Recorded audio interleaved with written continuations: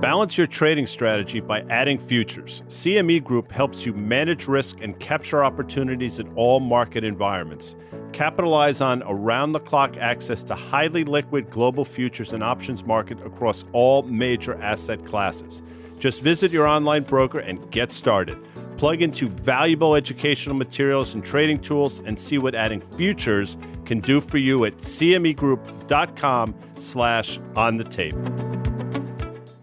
iConnections is the world's largest capital introduction platform in the alternative investment industry. They bring the asset management community together through a membership platform that lets allocators and managers meet and connect both physically and virtually.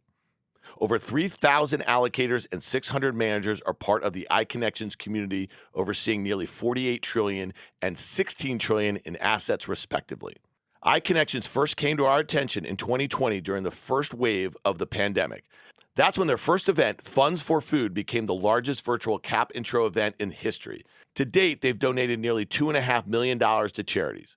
They are also the people behind the alternative investment industry's largest and most exciting in-person events. To find out more about iConnections events and members-only platform, visit iConnections.io.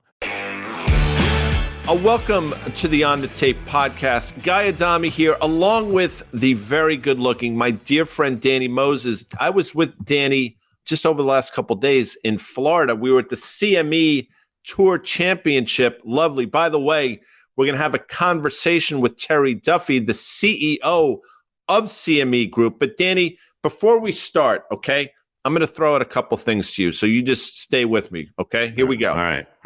I know your anger. I know your dreams. I've been everything you want to be. I'm the cult of personality. That's, of course, a lyric from the great band Living Colour. And the reason I mention it, Danny, is because yet once again, the market has been taken for fools by somebody, cult of personality. In this case, that SPF 40 guy or whatever sunscreen he uses. Thoughts on that before we get started? Yeah. So let me back up. So the first thing when I got to the CME event, which was great, I was fortunate enough to play in the program yesterday, finished the same score as last year, but somehow didn't win. But Jennifer Kupcho, I wish her luck today after spending 5 hours with me. I don't think she'll fare well, but we shall see. But seeing Terry Duffy, and then immediately I had the flashback, and I know you guys are going to talk about this in your interview with him, of his testimony this past May in front of the House Agricultural Committee, sitting next to this SBF, the Sam Bankman-Fried. And then literally I went back and looked, but seeing Terry with, let's call him the adult in the room, and then watching SBF, and to your point, you start to wonder how people buy into things like this and this FOMO and everything. And just, it's really amazing when these things unwind. So let me just tell you what Terry, if people had paid attention, wrote in this committee. Now, this committee was about changing clearing rules and how FTX can get involved in the clearing process and the derivative market. So Terry said, quote, FTX's proposal is glaringly deficient and poses significant risk to market stability and market participants. FTX proposes to implement a risk management light clearing regime that would significantly increase market risks by potentially removing up to $170 billion of loss-absorbing capital. Anyway, my point like this is we need to start paying attention to the veterans in this industry that truly understand risk. And he had no personal agenda, I'm sure, against SPF, but that's the point. And then just this FTX in general guy over the last few days, I mean, we knew we would start to see things, but the level of fraud that existed in this company, the lack of controls. And listen, there was a lot of very sophisticated private equity firms, venture capital firms that were involved. And you have to wonder, what did they see or what didn't they see that led them to invest this? Because this is just as simple as it seems on a Ponzi scheme. Well, that's my point about cult of personality. And I'm sure Terry has thoughts on this as well. But Elizabeth Holmes from Theranos, the same thing. She looked the part. So people wanted to believe her. They gave her the benefit of the doubt. And that's a powerful thing in today's world. There are very few Porter Collins out there. There are very few Vinnie Daniels out there. There are very few Danny Moses. And what I'm saying is there are very few people that actually do the work required to understand what's truly going on. I think Michael Burry is one of those people as well. So many people are a mile wide and an inch deep. And by the way, I'm probably one of those people as well. I don't have nearly the rigor that you do, but obviously in this case, Terry Duffy did. Yeah, listen, people have that sense. It comes from experience, and also you're dealing in a people business. Terry made his career evaluating traders and their ability to pay him back, so to speak. So that's not lost on me on this. But what's also really important here is there's private companies that commit fraud and there's public companies that commit fraud. when a public company commits fraud or you believe they're committing fraud, it will leak out over time. Obviously, you can falsify SEC statements and 10Qs and Ks, but what happens normally is stock prices start to go down and then people start to ask questions, even if the evidence was already kind of out there being brought forward by short sellers. In the case of FTX, obviously this has been going on for months. The only reason that it really started to be examined was because their token, that FTT, started to drop so much. And so it would have been inevitable he was going to run out of capital. What's amazing is how involved he was, obviously, in this other bill that he was trying to bring up, this DCCPA bill, which would have basically protected him as an exchange, that whole thing in DC with the pay for play and donating and things like that. There is still a lot to uncover here. But listen, it's different when you're public and private companies. Both can be. Theranos was private, FTX was private, but then you have the Enrons and the WorldComs and something else we'll talk about hopefully in the next few months that happened too. But no question about it. And the fallout, I don't think we've seen the entire fallout from this. And this is something that I brought up with Terry, and this is going to be somewhat of a self-serving comment and subsequent question to you. But Dan gets upset at us, and rightly so, because we're constantly crushing the Federal Reserve and central bankers in general. One of the things I put out on Twitter, and I absolutely believe this, and I'm curious as to your thoughts, fraud will take place regardless. There's always going to be people out there that try to get over on the system. What I said and what I absolutely believe, due to the largesse of our Federal Reserve and the recklessness of our Federal Reserve, it made this situation probably 10, 15, 20 times worse than it inevitably would have been. This was going to happen regardless, but the level to me was exacerbated by, again, a very overly accommodated Federal Reserve. Thoughts on that? Well, let's take a step back. Let's separate. Fraudsters are fraudsters. If you give them an opportunity to do it, they're going to do it. But to your point about being able to raise the necessary capital to be able to commit that fraud, you're right, was from a policy of easy money for a very long time. That's not just crypto, right? There's other assets. That's the debt that we see now. That's the meme stocks that we see. It's just various asset classes. When money is free, everything changes. I mean, higher rates have really caused a lot of the undoing or have exposed a lot of the things that are out there. We're going to see a lot more than this. I mean, I can think of another company, we won't talk about it today, that has a leader that when all this shit finally unwinds, people are going to look back and say, well, that was obvious, because all the things they're talking about SBF were already obvious, but no one either wanted to believe it or there was so much money at stake that no one wanted to really talk about it. But inevitably, fraud always comes, will always come out. But certainly in a down market, and certainly when money is being taken out of the system, to your point, versus being put in.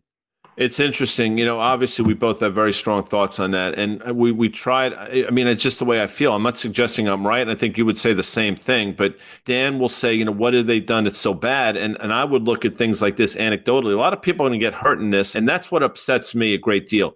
Retail, by the way, Danny, is obviously front and center, something you've done an extraordinary job. I will tell you, with Walmart trading 148 or thereabouts, I mean, we're within shouting distance of that 160 or so all-time high. I mentioned Walmart.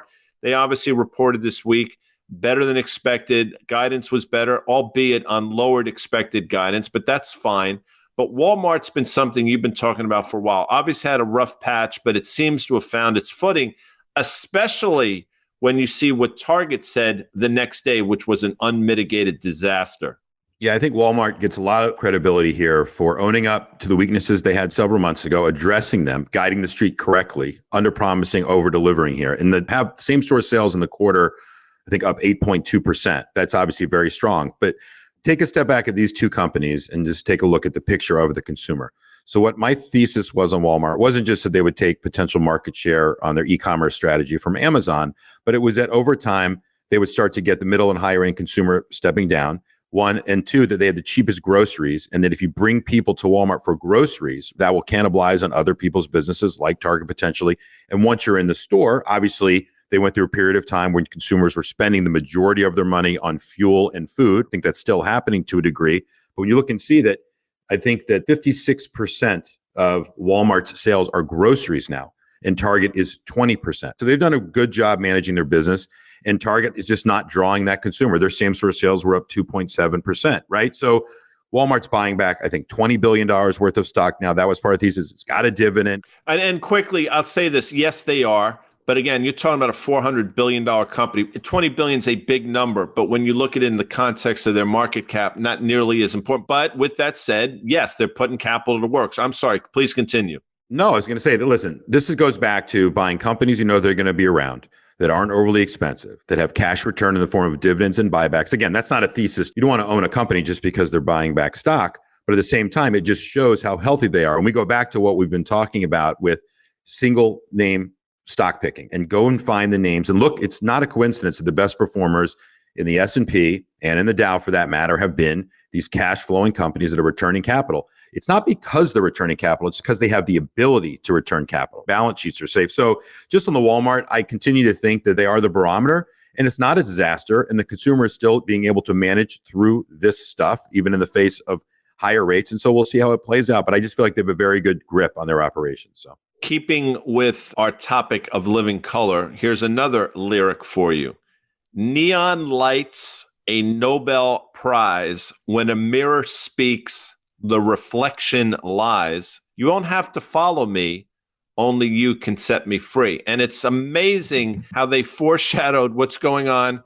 Again, Federal Reserve. Oh, who won a Nobel Prize for economics over the last couple? Oh, that's Ben Bernanke. He deserved it. Absolutely did. It's incredible to me, again, that people sort of fawn over him and bow at his altar. But I'll say this. Fed's making a lot of comments about inflation. Bullard, as early as on Thursday, was talking about our job's not done. There still seems to be some problems. Our policies are not working as much as we had hoped them to work. I'm paraphrasing. Danny Moses.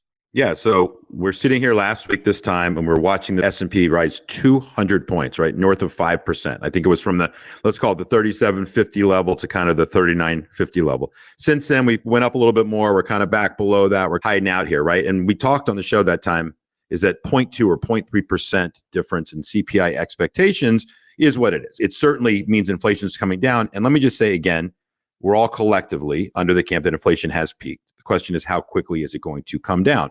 But I'm watching CME Fed Fund Futures again, right? So Fed Fund Futures are obviously slightly more dovish than they were ever since that print last week, but they're starting to move back towards kind of that terminal 5.25 level again. But here's where we are.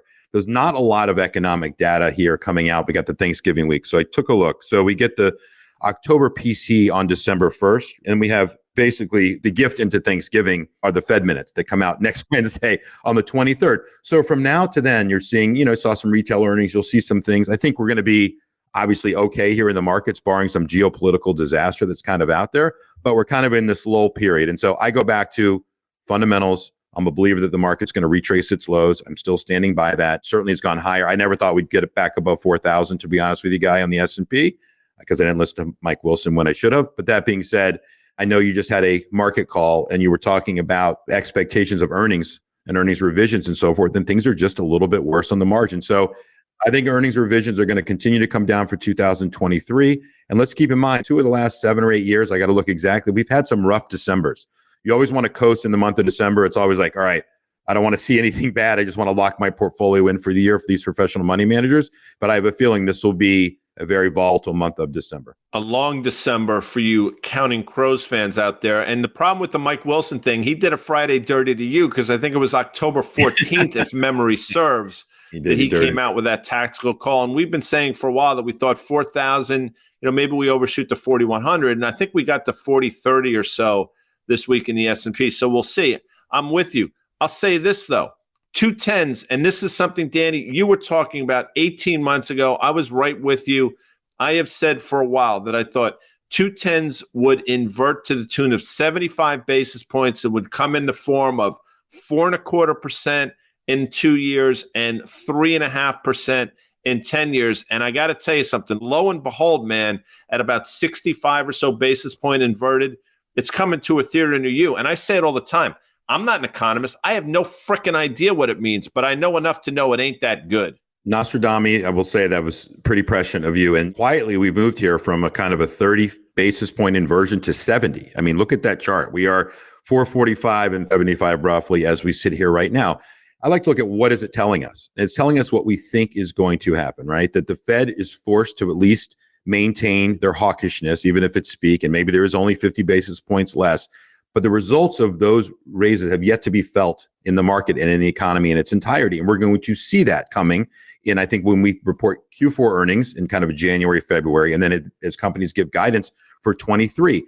And it is setting up what we've been saying for a year and a half, which is potential for stagflation. And that's what this inversion is telling me. It's not that we can't survive it.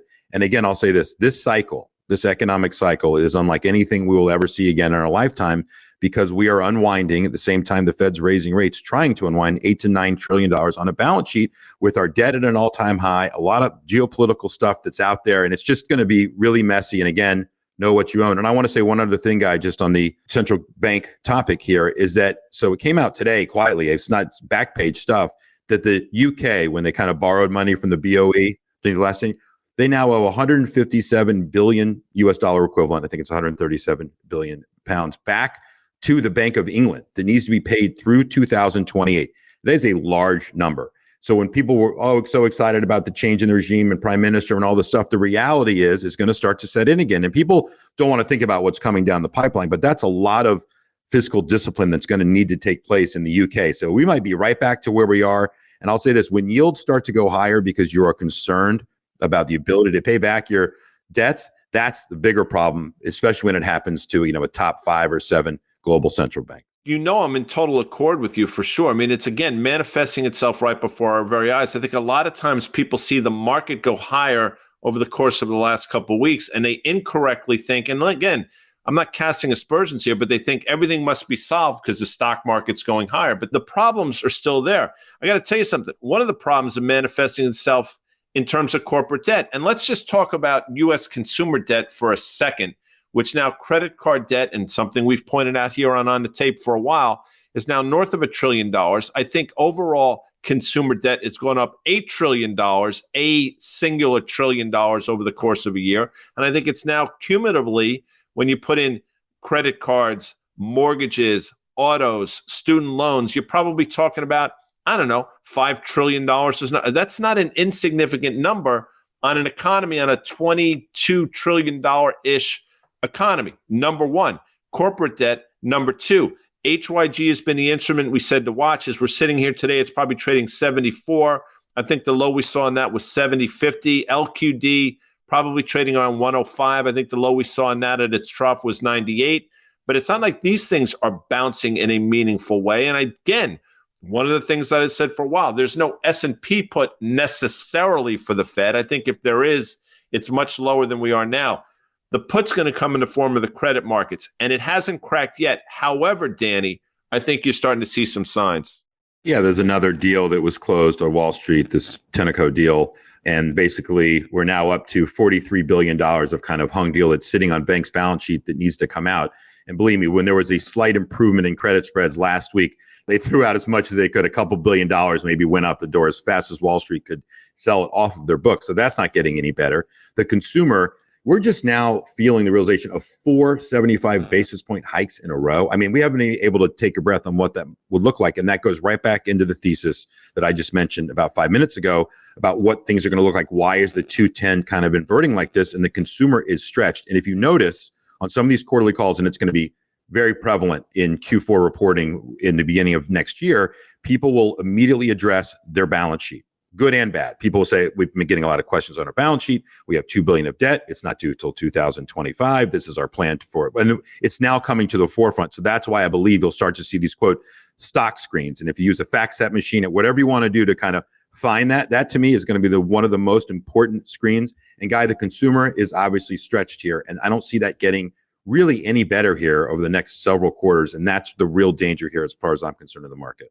Real quick, when you say hung, I understand what you mean in terms of that, but what you're saying is there's things that need to be put back out in the market that are unable to do, and they sit on the books of these, effectively, these investment banks. Can you speak to that and why that's somewhat problematic?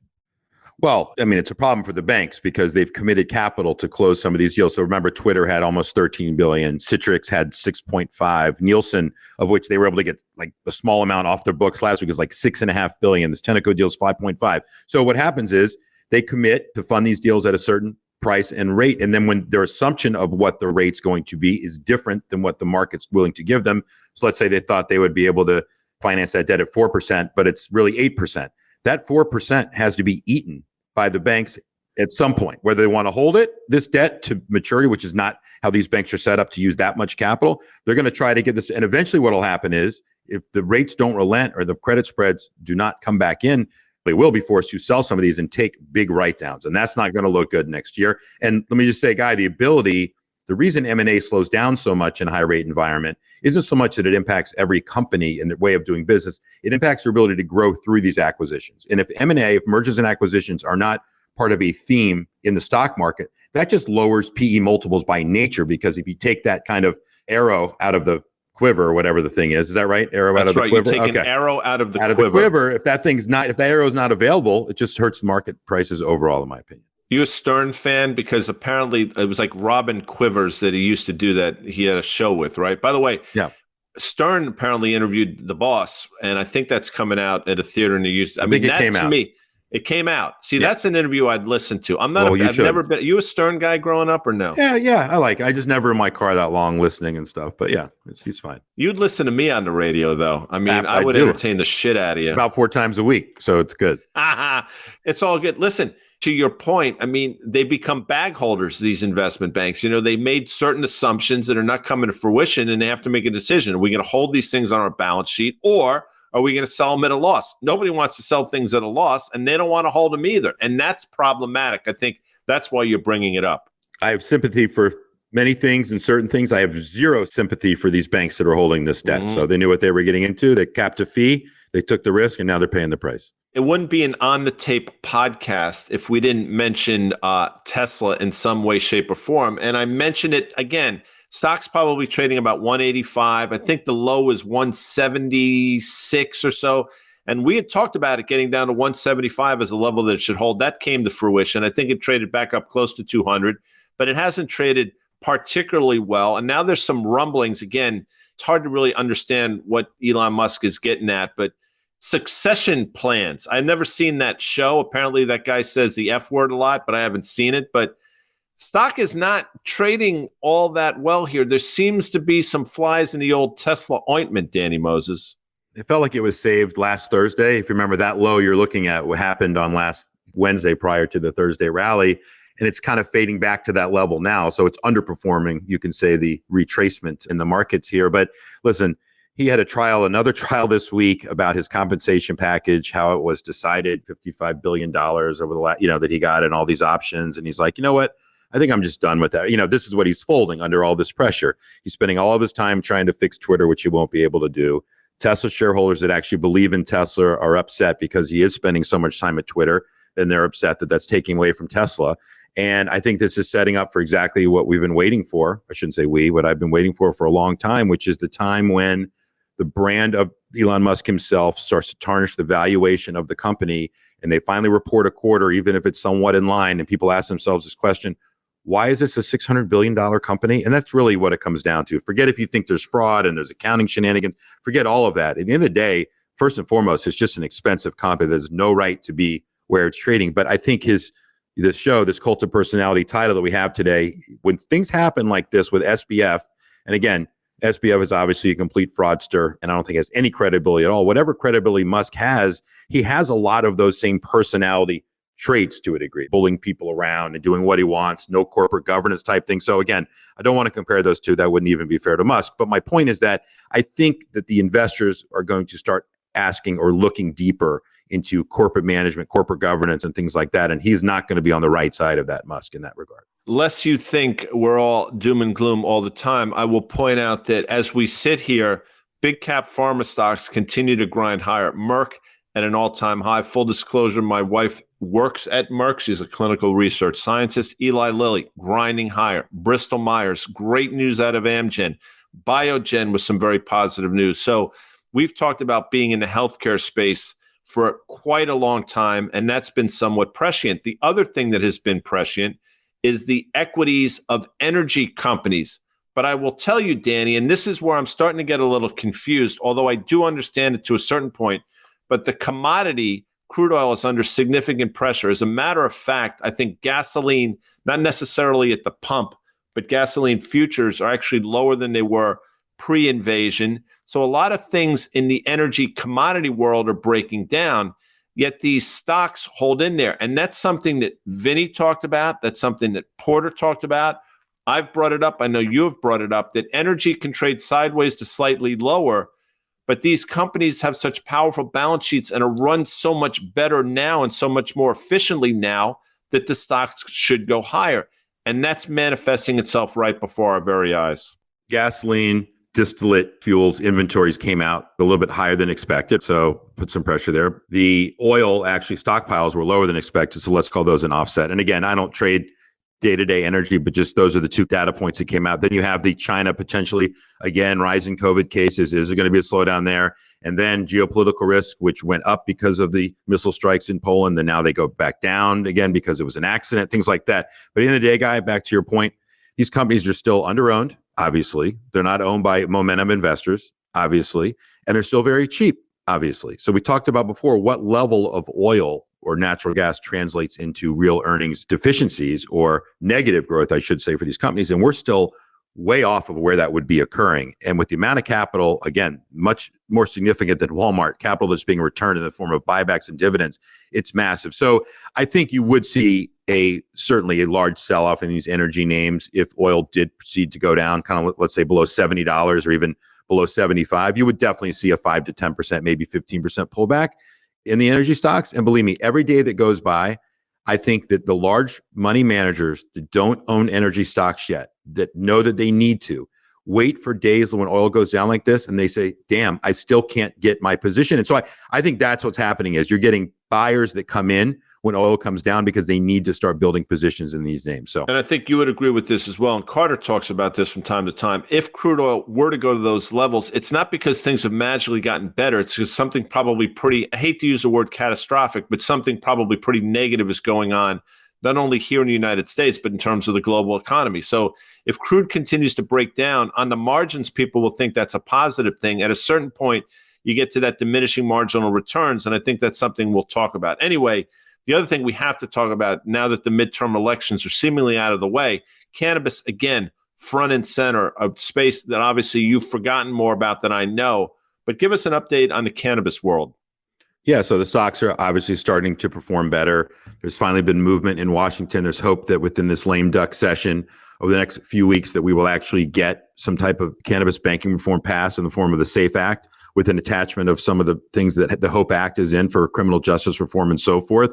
And something very significant happened here in the last day or two, which is the Senate approved what the House had already passed, which is a marijuana research bill. It was the Medical Marijuana Cannabidiol Expansion Act. And that basically clears the way or gives cover to the FDA and the HHS to deschedule the drug. So that's right in line because remember, Schedule 1 drug, the definition of a Schedule 1 drug, which is heroin and LSD, is that it's deemed to have no medical benefit at all. So cannabis is in Schedule 1. So the whole idea is to prove that it has some medical benefit, which we know that it does, and that would pave the way for the descheduling. Now, that's going to happen later, obviously. That's going to take a year to go through that process, but that's another kind of thing you need to look at that has happened here that you can point to. The other thing I just mentioned is front and center, and we might get the SAFE Banking Act passed again, along with the HOPE Act, as part of the Omnibus Appropriations Bill, which needs to happen by the end of the year. So stay tuned. But a lot of things, a lot of tea leaves, if you read those things, Guy, are pointing to positive macro and micro things in cannabis world.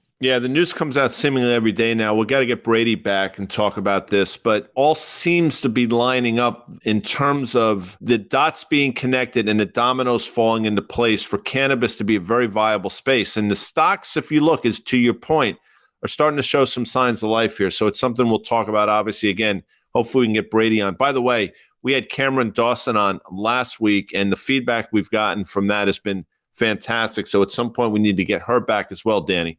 Yeah, let me just say also to wrap up the cannabis that as of today, I mean, Brady's kind of lifelong dream came true today. I mean, he officially launched Sunburn Cannabis. As you know, I was involved in that as well in terms of buying the assets from MedMen in Florida. And so stores are opening in Florida. So if you're down in Florida, you're Fort Lauderdale, Palm Beach, other locations opening as well. Definitely come see them. So we'd be happy to see you guys. Yeah. If you want to puff the magic dragon, you can do it with Danny and Brady. I will not be partaking. As you know, I was just in Florida, as I mentioned. By the way, you were upset, and I know you because I was with you last night, and you were hoping that you somehow came in second or third, and you didn't. In the Pro-Am, you were defending your title, and it didn't happen for you. And you said to me, you hit about 5 or 6 20-foot putts. You felt great about your game, but didn't happen. Yeah, it's hard to monitor what else is going on around that Whoa, course. whoa, whoa, But whoa, whoa. What does that mean when you say hard to monitor? a lot of people out there. There weren't any many officials out there as there were last year, monitoring us morons that are running around the course. 2 pars, 4 eagles, and 12 birdies over the course of the day. And we finished, I believe, in 4th somehow. And last year, that same score won. So you tell me. So what you're saying is there was some fugazi things going No, on the no, can't course. prove it. Nope, don't want to accuse, but just felt like we should have won. That's all. Okay, I'm no, saying. it's fair. By the way, I'll say this. I'm not a country music fan. It's just not my thing. But we got a chance to meet Danny Keith Urban at a dinner on Tuesday evening, and he could not have been a nicer guy. I mean, you can sort of tell when somebody's an asshole. People typically say that when they meet me, but he was a gentleman. I thoroughly enjoyed meeting him, and I thought his concert on Wednesday evening was fantastic. Yeah, listen, if you were a rock star married to Nicole Kidman, you'd walk around probably with a smile on your face all day long. So for sure. But yeah, he was nothing but a gentleman. Couldn't have been cooler. And Terry went up on stage and sang last night. I actually have the video of Terry Duffy singing with him last night, which was really cool. And you asked him a question that he said was the most insightful question that he got in the audience from anyone, which was you commenting again that who your all-time band is, who would you want to see one time? And then you asked him if Dire Straits was a big influence on him. And he looked at you, goes, Mark Knopfler is my idol, So anyway, so yes, we were involved there and it was a lot of fun. And for the record, I didn't raise my hand to ask a question. I was sitting there at the dinner table minding my own business. And Terry's like, I think Guy Adami has a question. That's true. You didn't wait for the mic. You just flouted it. By the way, I'm sure Terry's listening to this. I know his folks at CME Group are listening. Don't quit your frickin' day job as CEO of CME Group because you can't sing for shit. I mean, that was bad karaoke. I think the song he attempted to sing was Steve Miller Band's The Joker, which is not a great song, and he did not do it justice, Danny. Entertaining, though. Very entertaining. How about that? So. There was a great event. We're honored to be there. CME Group is such a wonderful partner for us. And again, thanks for having us down. Before we get out of here and go to our interview with Terry Duffy, we are now reached what week is this now? Is this week 11 in the NFL? I can't even keep track. So we've reached week 11 in the league where they play for pay, as I like to say. I know your mom gets upset at me for saying this. I don't want to upset your mom, so I won't say it. But you are statistically 15 wins, 11 losses, and 1 draw, 1 tie, which, as you'll point out, is you'll make money. If you do that, you're fine. So without further ado, Dan Nathan is not here. Your picks. And before you start, you picked the Giants against Seattle a few weeks ago. And of course, you had to put the horns on my frickin' team. Only 1 of 2 games they lost. So if you do me a favor, avoid the Giants this week.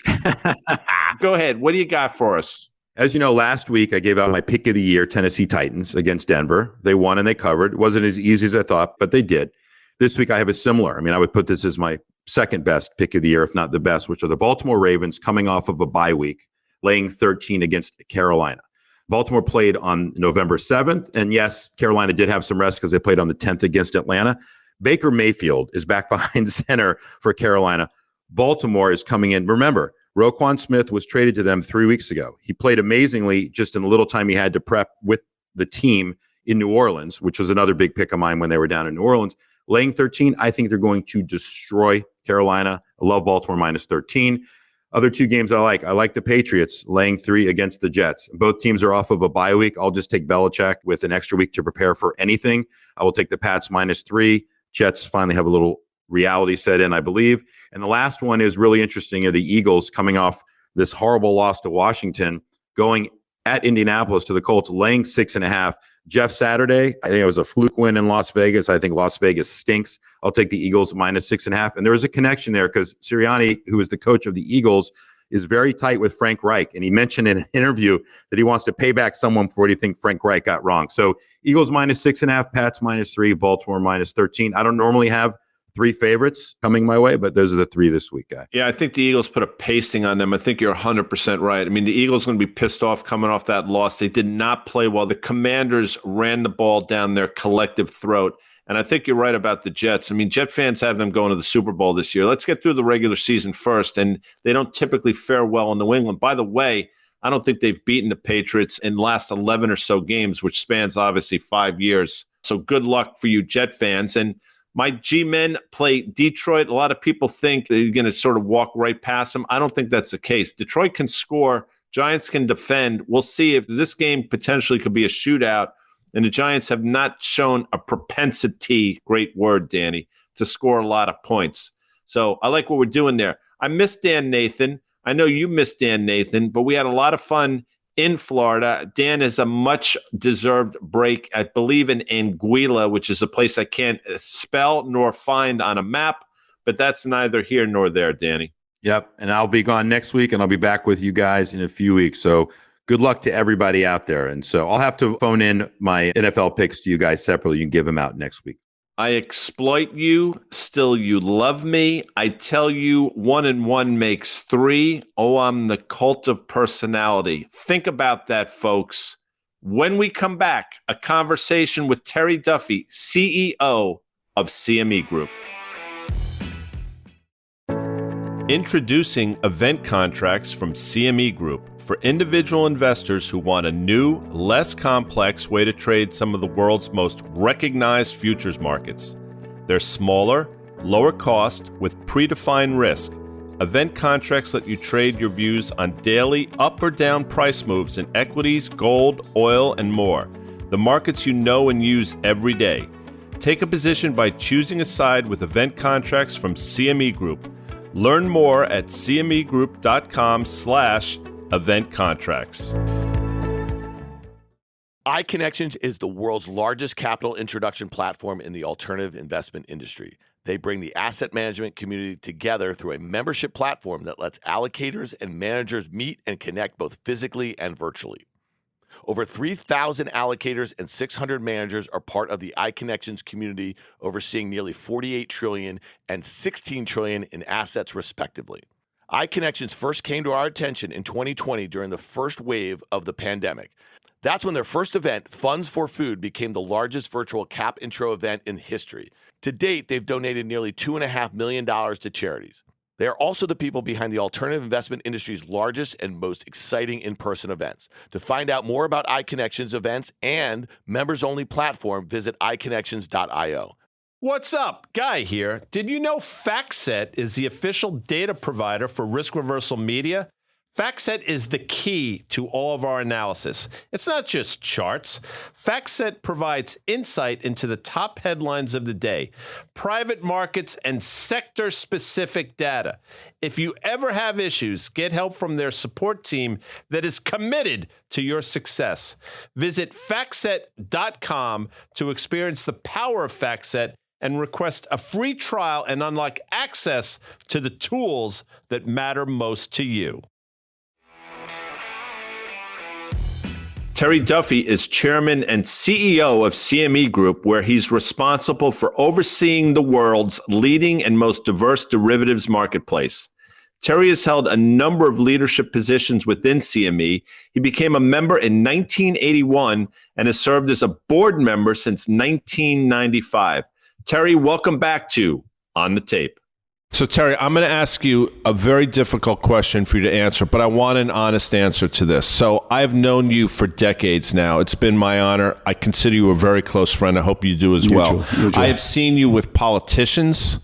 I've seen you with other CEOs. I've seen you with your coworkers. And last night, I saw you with Keith Urban on stage at an event that he had not planned to attend, but came at your request because you're friends.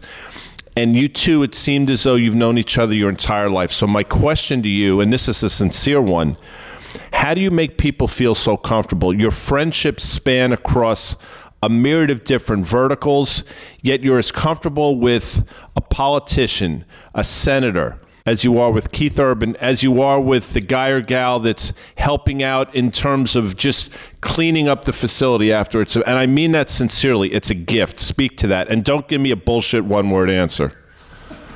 Okay. Because that's true. I won't give you a BS one-word answer, but what I will say, Guy, is that I think I'm comfortable because of my upbringing. I had an Italian mother and an Irish father, and we were raised in a very middle class at best. We didn't have a lot, but we had love and we had respect. And I treat everybody the same with love and respect. And I've told my boys since the day we were born, the only thing that your mother and I want is love and respect, because if you do that to us, then you'll treat others the same way. So I think when you come from more humble beginnings, make your own bones in business. No one gave me anything. I made it all on my own. So I don't owe anybody anything. So I don't feel compelled that I have to be somebody other than who I am. And if it's not good enough, I understand that. But I try just to be myself. So a guy like Keith Urban, you can sense right away when you have an upbringing from the south side of Chicago, you kind of can sense the BS factor in certain people. And you can see who's, standing on third and thinks they hit the triple and who actually hit the triple. So it's pretty easy to do that. And, a guy like George W. Bush, who's a dear, dear friend of mine, you mentioned politicians. I talk to him once a week. We just shoot the breezes and say, how you doing? And they're not long conversations. It's just, you good? Yeah, good enough. And I don't do it because he's a former president of the United States. I do it because he's my friend. And so I think it's not a gift. It's nothing else other than being myself. And I think if more people tried just to be themselves and something they're not, the world would be a better place. I agree with that. And we've gotten to know so many different members of CME Group extraordinarily well. And I'll say this as well. Your people love you. And I mean that sincerely. I've seen it a number of times now over the years. The culture of CME Group, they feel your leadership is important and they feel an affinity towards everything you've been building collectively. That is not the norm in corporate America today. That is absolutely the exception. And I think your answer is going to sort of mirror what you just said, but speak to the culture of CME Group and speak to why people have been there, not for months, but for decades. I believe, Guy, that if you're not prepared to do something yourself, you shouldn't ask anybody else to do it. And I've done that my entire career. I am not afraid to get involved in any situation or any opportunity that I think my staff needs me, whether it's being a crisis going back to the '08 crisis when we were going through that, whether it's testifying in Washington, whether it's dealing with a collapse of a clearing firm when John Corzine collapsed MF Global, whether it's the flash crash, whether it's just all these different nuances that happen in the business world every single day. I don't shy away from it. I'm involved in it. And I think people respect that. But the only problem is sometimes you get to a point where people think you're a bit of a micromanager and they can lean on that a little bit too much, like, well, Terry will take care of it. My press person, Anita, knows I approve every single press release because I am very concerned about what a double meaning could be in any single word. So I look at that and, I think my people understand that I am committed and I have been committed. This is not my first day on the job. I've been doing this a long time.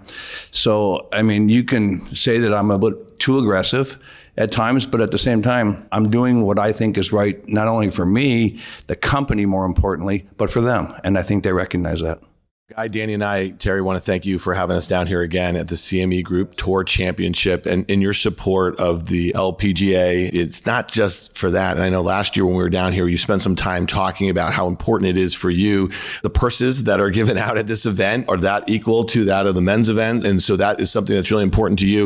And then the other aspect of this is just what you do for St. Jude's. And we talked about that last year. And it's just an amazing thing. And throughout that program last night with Keith, you're talking about giving back. We're here in Naples. They just went through this devastating hurricane and you guys made the commitment. We're coming back here. We're going to support the community. You had the mayor of Naples here last night. So that was all really cool. And just again, just from Guy, Danny, and myself, we thank you for all the support for Risk Averse Media. And we're going to give $10,000 this week to St. Jude's. Thank you. Again, you guys raise so much money for them. You do so much for thank you. All right. Now, enough of that, enough of the platitudes, because all of that stuff is amazing. And it is in the DNA of CME Group and Terry Duffy. So thank you. I think the last time Guy and I sat down with you, it was late in May.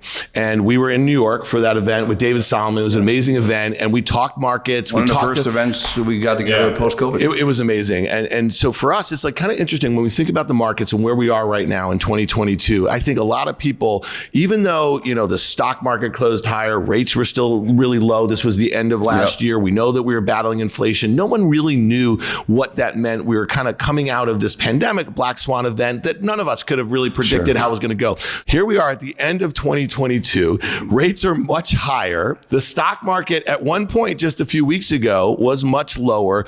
We've probably, in Guy and my careers, we've probably seen more volatility in the largest number of risk assets that I can remember throughout my entire career. That's good for CME Group. Talk to us a little bit how you're thinking about the macro environment, how your products have been embraced by no shortage, not just institutional investors and big players, but also retail in this environment, which for the first time, I think has a lot of pros scratching their head a little bit. And I'm sure it's probably been a difficult environment for retail too. Well, like you gentlemen, I've been around a long time too. I traded inflation back in 80, 81 when I first became a member of CME before I got into management. So I've seen this before, and I think there's a lot of people in the financial services world who have never seen a downtick in the market they didn't like. They've never seen an interest rate above zero while they're participating in the marketplace. There's a lot of volatility that they don't know some of the inputs that they need to plug in to understand their risk management. And I think that's been a bit of a reaction, and I think that adds to the volatility of the marketplace on a daily basis that we are seeing today. So when you talk about what's going on in this new world, when you look at when the tanks lined up on the Ukraine border, I mean, the market didn't price that they were going to actually cross. Did people think they just put them there for fun? I mean, the people actually believed they weren't going to cross. So they didn't, and as soon as they crossed, the market went crazy. It's like, they showed them on TV. You knew they were going. And so there's so many different underlying factors that go into the markets today that a lot of people just are now just starting to figure out, how do we price this stuff when they don't know? So for CME, we have a whole panoply of products that people need to manage their risk. But one of the issues that we saw interest rates go from zero a year ago when I was doing your podcast with you, to an overnight rate that's probably going to be close to 5 before this mess is over with. And it goes so hard so fast. So the question is, people don't believe the first 100 basis points. They don't believe the second 100 basis points or the third, because they don't know if it's impacted their life. And why is it not impacted the general population's life? Now we are starting to see the credit card debt start to increase at record levels that we've never seen before. So 20-year record levels, the credit card debt has just increased by. You're seeing more and more debt accumulation going into the marketplace. And as that starts to unravel, for CME, people are going to need to manage more risk once this new bits of information are embedded into the marketplace and people can start to figure it out. I think a lot of people got hurt by not managing the risk because they didn't understand the risk yet. And that's just the dynamics of the world that we live in today. Sometimes people have to see the risk actually manifest themselves before they then do things to sort of mitigate those risks going forward. So the environment that we have found ourselves in over the last year, I think, lends itself to everything that you've built without question. So we're not going to bury the lead here. Obviously, over the last few days, you've seen what's happened.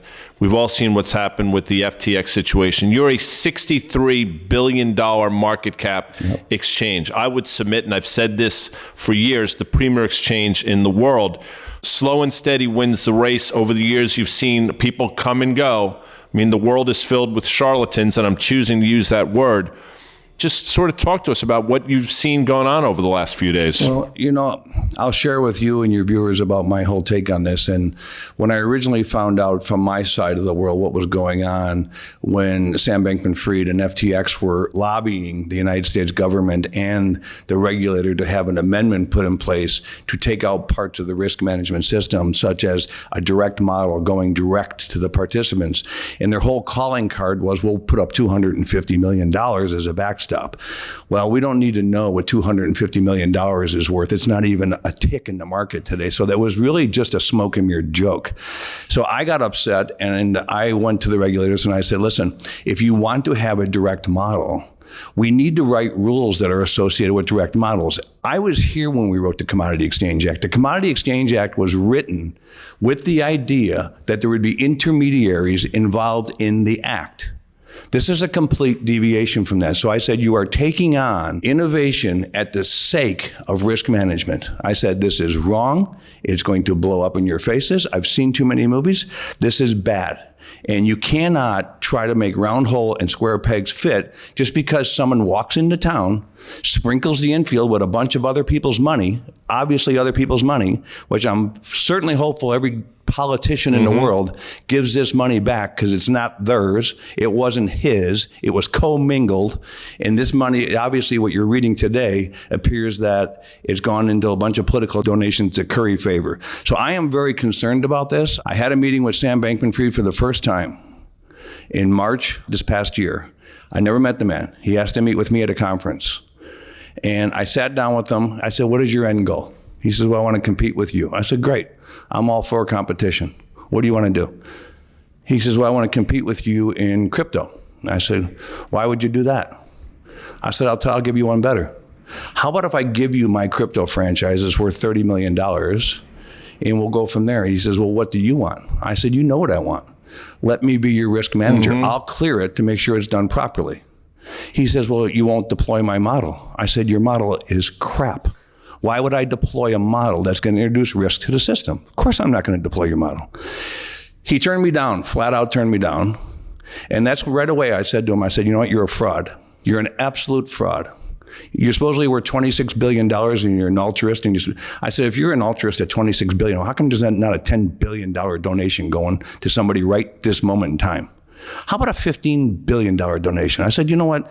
I said, my net worth doesn't start with any B's. I'll give you 3-to-1 that I have more money than you. I said, I'll tell you what, I'll give you 4-to-1. I got more money in my right pocket than your net worth. I said, you're a fraud, and I'm going to make sure that we get this out there. And that was it. So we went to Congress. I testified, and I've been to Congress 25 years. I've never seen a Washington, D.C. like I saw that time, from the regulators to the members of Congress singing hymns that I never heard before. Mm-hmm. And I got berated in a congressional hearing, but I would not back off. I said that you could lose 85 to 90% of your value overnight. And I said, he will not commit to keeping this just to crypto. I said, the reason is because he wants to deploy it across all asset classes. I said, that is a biblical disaster if you people allow this to happen. Well, I didn't know how right I was going to be in a short period of time because he lost 85% of his FTT tokens in literally one day. So the point being is, we went through this whole thing, and then I worked back with the agency, and I said, they wanted to approve it for just crypto. I said, well, that would be lovely, except that'd be an arbitrary decision to approve a regulatory change for one asset class. And they argued with me, said, no, it's not. We have the ability to do it. I said, well, we're going to have an argument here because I will sue. And so we'll sue the agency over this because we think it's wrong. And I met with every agricultural producer in this country, and I explained to them exactly if their asset class went under this type of model, what could happen to their hedges at 11 o'clock on a Saturday night when they're unbeknownst to what's going on, when they're being auto-liquidated and they think their crops are hedged. I said, this is the most detrimental thing I've ever seen in my entire life. So I'm upset by this, but I'm a measured upset. Mm-hmm. I'm a very measured upset because nobody else was calling BS on these clowns but me. My friends at the Intercontinental Exchange are the only other exchange that said, we do not like this as well. Everybody else wanted to talk about the innovation. Everybody else. And if not, go back and look at the congressional hearing and we'll talk about it. Innovation is an interesting word. So what do you attribute to this to? And let me give you a couple examples. Elizabeth Holmes at Theranos, her backers are legendary people. This SPF 50, what's yeah, SPF. Sam Bankman-Fried. Yeah. Same thing. SPF. Yeah. Yes. Oh, not P. It's not P. Because I don't use that shit. Never as used you know. it. We I know don't from need your beautiful golden I am. skin. I'm half Italian, half Sicilian. Some of his backers, legendary people. And then you hear people say, well, they must have done their due diligence, so I'm going to get involved. I mean, this is classic carnival barker shit. So again, how does this happen? And how do you stop it from happening? I mean, you got up in front of, as you said, Congress, and you told them exactly what was going to happen. Nobody listened. Why? Because people hear what they want to hear and disregard the rest. Danny Moses is not here. A great lyric from a great song. Correct. No, absolutely. And Carnival Barker, Mr. Ponzi would be actually put to shame with something what's gone on with some of these scams. You don't need to wear a three-piece suit like Bernie Madoff did to steal money from people. And if you want to wear a turtleneck or if you want to wear baggy shorts and a T-shirt, there all should be red flags for people. If you need a gimmick in order to sell your value proposition, it's a gimmick. I just don't understand it. I don't know why people didn't do their due diligence, Guy, but it's quite obvious when you have 1 million creditors, I should say, that are coming after you for a whole host of money. And how many people have lost money? So you got guys like Tom Brady, you know, I don't know what he lost. He's lost a lot here lately. And then you got a guy like Larry David doing commercials during the Super Bowl. How do these people put their reputations on the line, not knowing what the hell is going on with the product they are promoting? They are doing a disservice because people look up to these folks and think that they did their due diligence, or at least their people did their due diligence before they would put their client out there to promote something to the public. This could have went down a path That could have been a hell of a lot uglier than the path it's going down right now, and it's ugly today. Well, and it's not done. I mean, you must have had a little respect for the move that this guy CZ and Binance did. I mean, he literally took one of his competitors out. And you know what, though? We learned this during the financial crisis. He's next. So again, and they don't have the regulation that you were kind of making the case for. And there could be a domino effect for all of these. And so we've spent some time over the last couple of years talking with you. You just mentioned the term a lot, risk management. So when I think about some of the products that you guys offer, you offer futures and options in Bitcoin and ETH. And when you think about it, you are the most respected exchange on the world, and you offer these products for risk management purposes, whereas you are agnostic for the reason that people want to trade in these things. But I suspect, and we know a lot of institutional people who looked at Bitcoin and ETH as a macro asset, as they looked at a lot of the things that are traded on your exchange. So I guess my question is, how has this year affected the way you think about it? Again, you are agnostic. You're providing these solutions for risk management purposes. I think obviously speculation, but when you think about futures, and I don't need to tell you the way that you can hedge, you can set stops. So how has this informed a little bit the move that you guys made into crypto, futures, options, and micros? So on the crypto, first and foremost, which is the most central point to the difference between CME and exchanges like FTX or others, we don't participate in the market. We don't have Alameda Research that's taking the other sides of trades or taking cash from unsuspecting people and giving them tokens that they are deciding what the value of the tokens are. Either they could burn the tokens and make them less and make them dance. Are they marking those tokens mark to market like I do every single minute of every single day? Mark to market. They're marked to myth.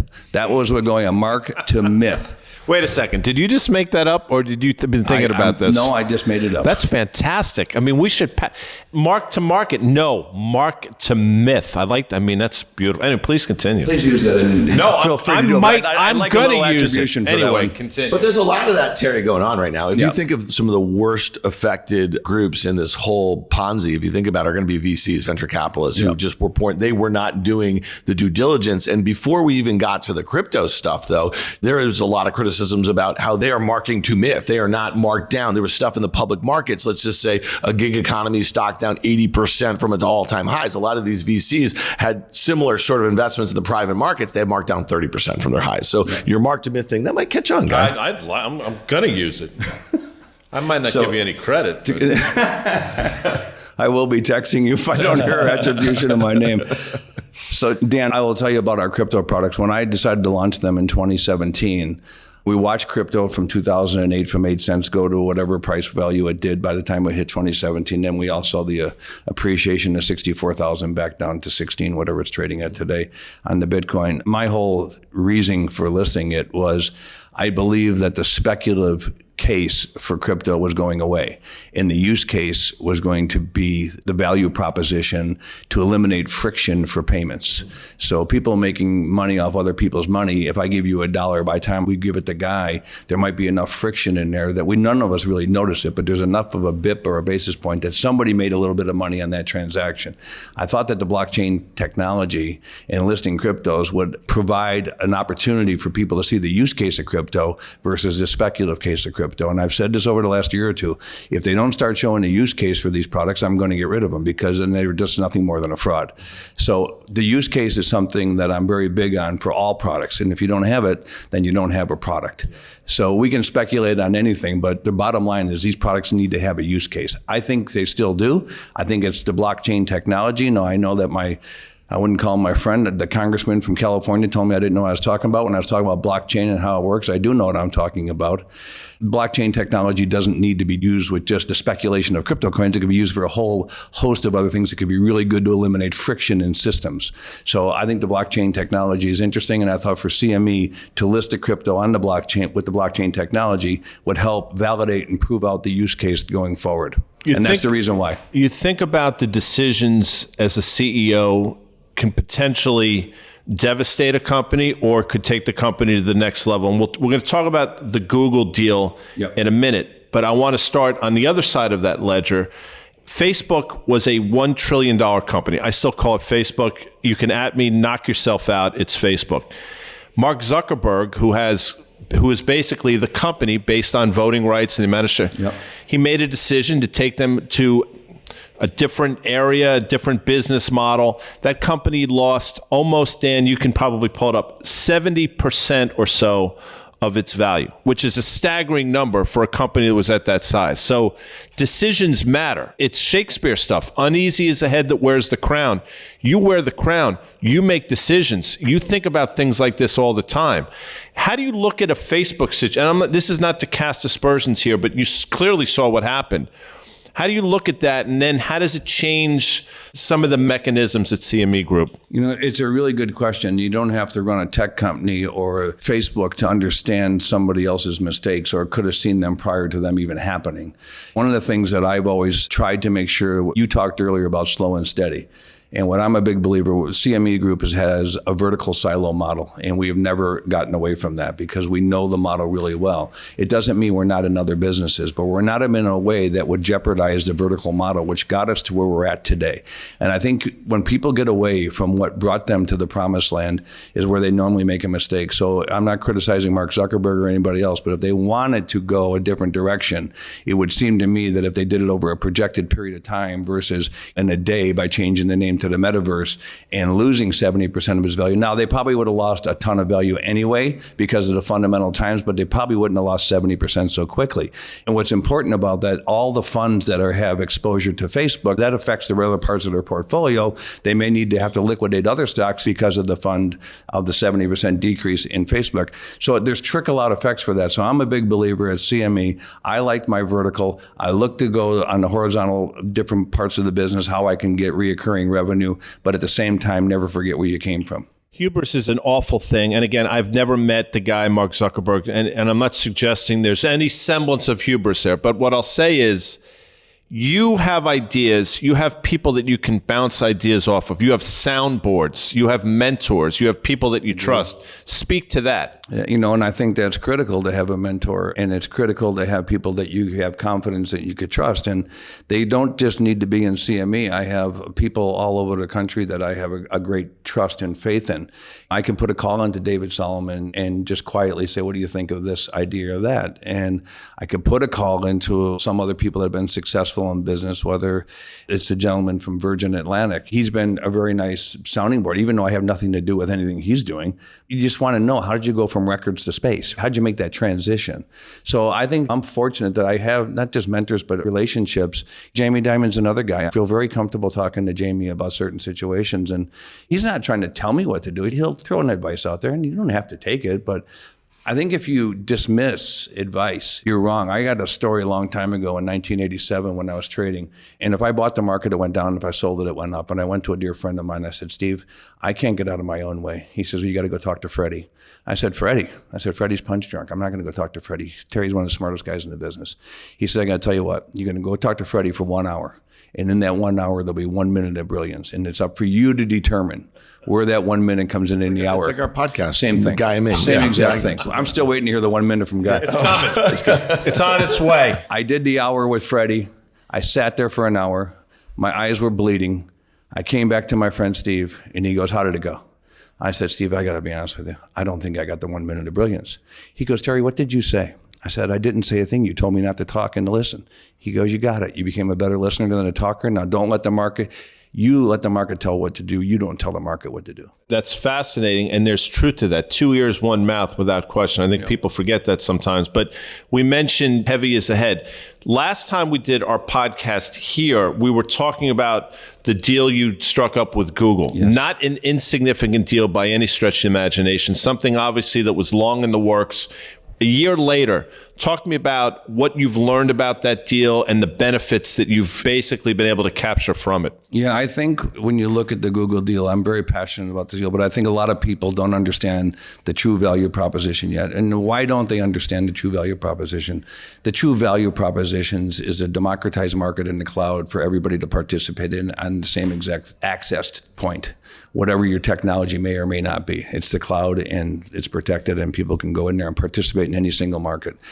I'm a big believer in that. I'm not saying the system, but today you got some of these data centers, and if you have $1 billion of technology, it appears you'll probably be faster than me to some of this stuff. I'm not a big Star Wars race guy to the bid offer. I think that's not trading. That's just trying to capture bid offers. I believe in the risk management of the product.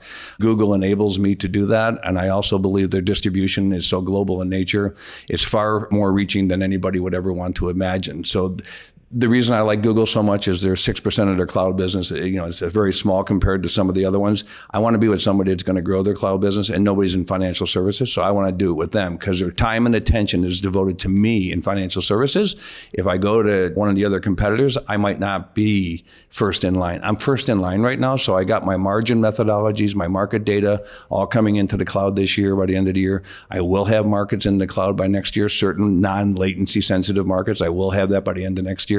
But I think the real value proposition, and I knew this from the beginning, was 3 to 5 years out. So it's a very exciting time. It's just, it's not a front pager right now because the front page news is CME's markets are all in the cloud. Yeah. That's the news, right? So we're not there yet. It's interesting. I mean, we follow a lot of the stuff closely, what businesses are moving to some of these advanced technologies. And one thing that I think is very clear for me, at least, is that this secular shift towards the public cloud is a very new thing. And so you're seeing enterprises who are willing to do the sort of thing that you did. You launched a 10-year deal. It sounds like you think you're just kind of scratching the surface here. Year 5 will be the big benefit. So you won't reap the benefits. Let's say you'll start seeing them in 3 to 5 years or something like that. Yeah. So makes perfect sense to us. Terry, I know we all got a lot to do down here at the CME. I'm here for you guys. Championship. I want to go back to, you mentioned when you were trading in the early 80s, this inflationary environment, and we know some of the most active products on your exchange are rate related. Talk to us a little bit about this. You just said there's a lot of people in the markets who haven't seen this, that, or whatever. Listen, I've been in the markets for 25 years, and I'm like a big mean reversion sort of guy. Everything that I've seen go haywire one way or another, up or down, it usually comes back here. And so, when you think about where we were a year ago when we were talking about the Fed attempting to battle this 40-year high inflation expectations, we finally got the readings. Where do you think we are? We saw the CPI reading last week. We saw this PPI. We're going to start seeing jobs data where unemployment is going to start going up a little bit. We've seen a lot of industrial commodities come down. We've seen housing come down. We've seen shipping rates come down. And so I'm just curious, do you think we're at the beginning of the end game of, you said Fed funds could get maybe to 5%? We can't remember. Last time Fed funds was 5%. We're the top of the cycle in, I think, 2007, if that makes sense. So where are we in this? Help a couple of dummies that guide me out a little bit. If I never talking to a couple of dummies, because you guys are very smart individuals, but I think there's a couple things people are missing. You're focusing on, and rightfully so, the United States of America. We're not the only game in town. 11.1% inflation in the UK this morning. That's a 41-year high. We can't just dismiss that as it doesn't matter because it's outside of our shores. There's other parts of the world. We don't even know what's going to happen in China yet because no one will tell us because they're closed up. We see what's going on in Japan for the first time. It's probably since you've been in the markets that they might move the JGB. We're seeing intervention by the Japanese central bank into their currency. Everybody's got different issues. So the question is, we're all trying to figure out, is the supply chain going to affect the inflation rate, and are rates high enough, and is that it? Are we all good to go? But nobody's, as I said earlier, there's inputs into trades today that we maybe didn't use 25, 30 years ago that you better apply today because they're applicable, and it comes from different parts of the world. I am seeing what I said just a moment ago with the UK, and I think people are dismissing that. I think that's wrong, because we can talk about when someone sneezes, everyone catches a cold. Some are worse than others, but this is a factor. To answer your question, I think the rates market was too cheap forever. Do I think it's going to be too high forever? No. Do I think they're going back down? Absolutely not. They can't go do it again, because if you had to raise them again after you take them down, you destroy this place the second time around. So here's a hot take. And I want to set this up, so indulge me for just a minute, please. Fraud will always take place. There are always people that are going to look to rip people off. Absolutely. I think we can agree on that. Yep. One of the things that I've said, and again, I think people that listen to this know, I am not a fan of our Federal Reserve. I think among the many villains of the 21st century, central bankers are going to be at the top of the list. You don't have to agree with that, but that's my opinion. One of the many unintended consequences of central banks, specifically our Federal Reserve, It made people lazy. It made people complacent. There's money washing around the system. Where am I going to throw money at? Oh, maybe I'll throw money at this SPF 50 character. You know why? Because why not? So I would submit the fraud would have taken place, but not nearly to the extent if the Federal Reserve had not been so reckless. That's the word I'm choosing to use. Terry Duffy. I will give you my take on it, and I'll probably be a little bit more conservative than my friend Guy Adami. But I will say that I agree with you to an extent that they were reckless. I agree with you to an extent that they put too much money into the system. They are the causation of inflation to the levels we're seeing it. There's no question about it, and there's nobody that can refute that. So you're right. I think the one part that you didn't mention, and there's something I have a problem with, the Federal Reserve is supposed to be an independent agency. Mm-hmm. I think the Federal Reserve has been politicized over the last 10 to 15 years to a point to keep artificially low rates in order to keep people get reelected. Mm-hmm. And I think that is a problem because anytime you do that, that's no different than, I don't want to call it a scheme, but you're basically trying to change things that fundamentally don't need to go the other way, and they artificially kept them down, which is the reason why we have $31 trillion of debt today. So that, to me, I think the Fed's been politicized, and I want to be careful here, but I don't know any other way to look at it than they've been politicized, to your point. So that's my concern with the Fed. If they truly wanted to go down their mandate or what they were supposed to do, we would not be sitting in the situation we're in today. And I don't want to play politics either, although I've said to you, and I believe this with all my heart, your next chapter is your governor of Illinois, your senator from Illinois. No, I'm not. Don't laugh at me. You know I'm right. Go ahead. Tell me I'm wrong. Why am I wrong? Why couldn't you be a public servant with all your background, with the way people react towards you, the way you involve yourself in people's lives, the way you understand the human condition? Tell me why you couldn't be a public servant. Answer that question. Well, I can't because I could. The question is, do I want to? So I'm not saying I can't do it. Okay, so stop for a second. Do you want to? You talked about giving back to society, service, all those things. In that role, you could give back to a myriad of different people. Speak to that. I give a lot back today by calling out people that I think could hurt the masses in finance. And I did that as I related to you and Dan with FTX. I did it in front of Congress where nobody else would have had the courage to do it. So I think I did hopefully a public service by putting myself on the line to show that this could be very detrimental. And so that to me is not too dissimilar or maybe even more powerful than what a politician could do as far as putting a stop sign in someone's neighborhood. Or I believe I had an opportunity since so many people, we want to grow the markets, right? Dan mentioned it earlier. We talked about retail, but we didn't really hit on it. If you're going to have retail participation, which you should, educated people in retail, then you need someone to call bullshit on some of these other people. And sometimes you can call bullshit better as a non-politician versus a politician. Fair enough. You know how I feel about you. By the way, this is coming from a place of love. I mean, I admire. I know that. And I believe that. I mean, the country needs more Terry Duffys. I believe that with all my heart. The politicization of the Federal Reserve. Candidate Trump in 2015 correctly was saying that the Federal Reserve was inflating bubbles and the stock market was all bullshit. My words, not his, but I'm paraphrasing, doing it to support the Obama administration. I don't know. That's candidate Trump. President Trump, then when he took office, did a 180 on the rates are too high, we're at a disadvantage, blah, all this bullshit. It's incredible. He did it. Now, listen, that's just factual. He browbeat the Federal Reserve in October, November of 2018 into subsequently lowering rates. The market collapsed. He was beaten on their head. Jerome Powell was new in the position. Everybody does it. How do we get past that, though? Because you can't run on a platform of, we're screwed, I'm going to be the guy or gal that's going to basically take our medicine, because you're not going to win an election. It's the right way to do it. You're not going to win an election on that.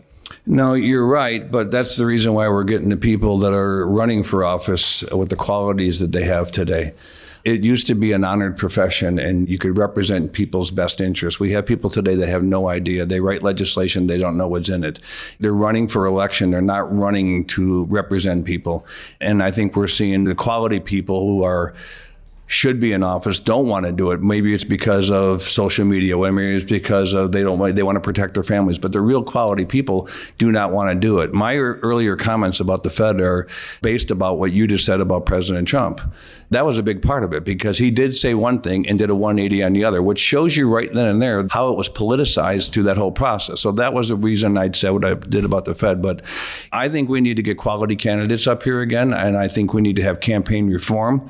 And I'm not saying as far as money goes, but I'm just saying if you want to run for office, then there's certain things that have to be off limits, and we got to get quality people back in these jobs. We don't have them, and it's unfortunate, but we don't have them. There are some, but they're less than there used to be 20 years ago. So Terry, throughout your career, you've seen a lot of disconnects in markets. Again, we seem to see a lot of fraud in and around these kind of market corrections, recessions, bear markets. What has your sense been, though? Do you generally see that financial institutions come out of these stronger and the sort of product innovation and the people like you who are overseeing these large exchanges or financial institutions, do they get the memo? Do they move the ball forward a little bit and kind of correct for some of the past ills? And are you optimistic that, again, and I think we all agree that the stuff in and around crypto is just unfolding here? It seems like the good news this time around, it's not the stock market, it's not in the futures market, it's not in the markets that big institutions like us have traditionally cared about. I'm just curious, are you optimistic that we're going to learn from this period right now? Two schools of thought on that, Dan, and I've never had anybody ask me that question before, so I'm going to give you right off of my tongue. I believe that when you have situations like this, it also can lead to even behavior that's worse than what happened before, because it gives it the opportunistic people that were never in this business ideas of what they want to do for the future. So does legacy exchanges or the legacy banks come out better? I do believe that they do. They do get the memo on some of this stuff. But I do believe it also opens the door to new entrants thinking, okay, I see the mistake that Ponzi scheme or that thing made. I'm going to do the same thing, except I'll eliminate that, and I'll walk around and I won't wear shorts and a baggy T-shirt. I'll actually I'll wear a blazer. Whatever you're going to do. I think it opens it up a little bit. So that's why it's really important.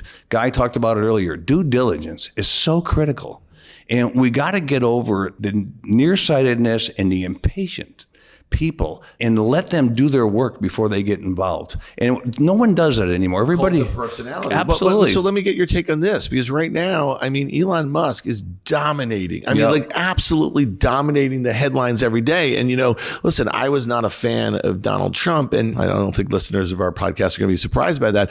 But what really drove me crazy is that every morning when we woke up, I turned on my phone or whatever, the headline was dictated the course of the day by that guy who had the largest, megaphone on the planet, and he was using Twitter really well and social in general. So my question, a little bit of the cult personality, I think he did exactly what Guy kind of alluded to with Facebook and Zuckerberg. Some people got in his ear about this Twitter thing, and it's hurting other things. So he's running 3 or 4 companies.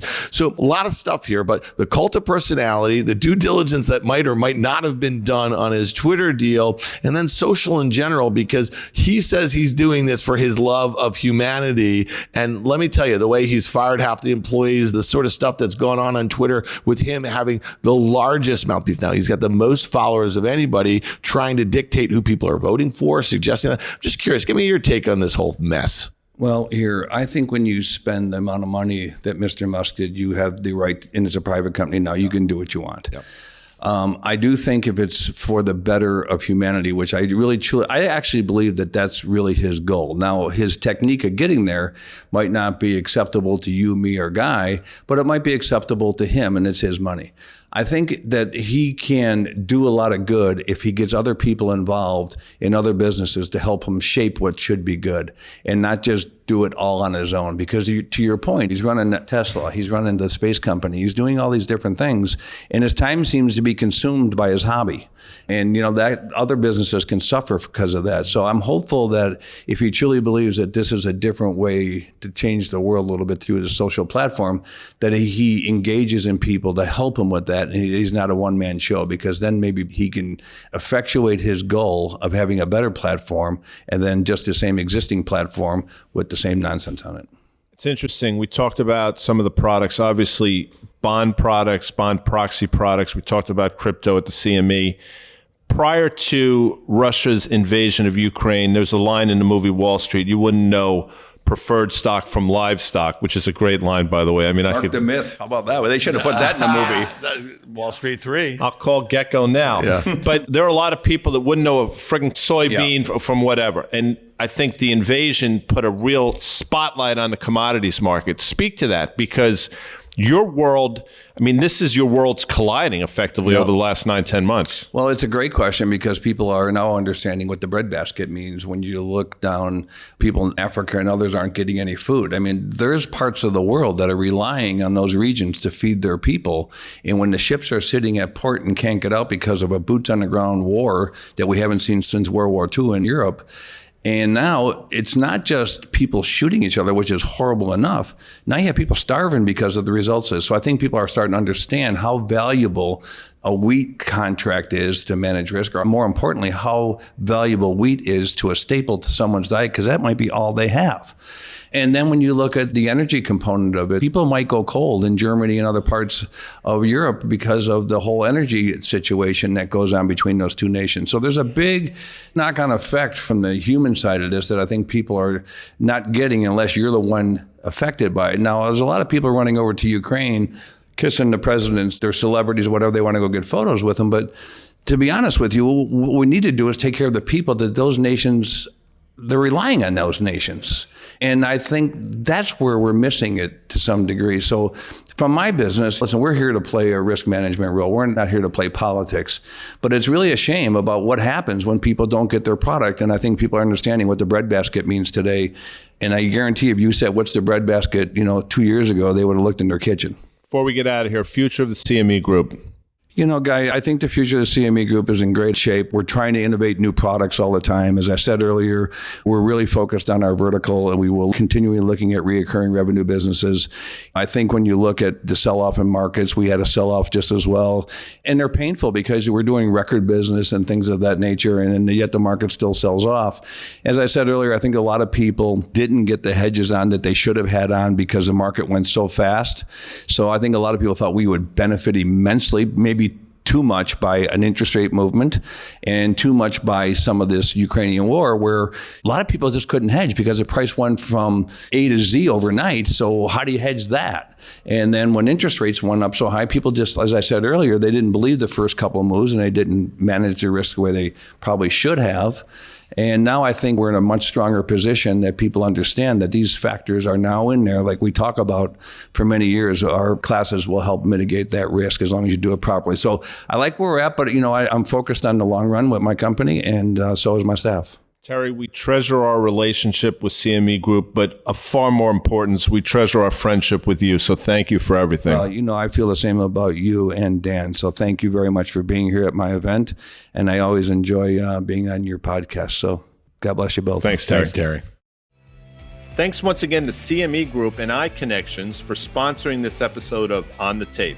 If you like what you heard, make sure you hit follow and leave us a review. It helps people find our show, and we love hearing from you. You can also email us at onthetape@riskreversal.com anytime. Follow and connect with us on Twitter at OnTheTapePod, and we'll see you next time. On the Tape is a Risk Reversal media production. This podcast is for informational purposes only. All opinions expressed by me, Dan Nathan, Guy Adami, Danny Moses, and any other participants are solely our opinions and should not be relied upon for specific investment decisions.